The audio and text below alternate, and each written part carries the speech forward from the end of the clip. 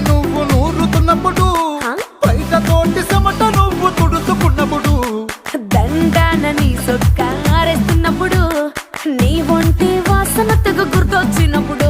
రెండు చేతులెత్తి చుట్టు మలిసినప్పుడు జండు కత్తుకొని పడుకున్నప్పుడు అలసిపోయి నువ్వు ఆవలించినప్పుడు వచ్చుండై ఫీలింగ్స్ వచ్చి వచ్చి చంపేస్తుండ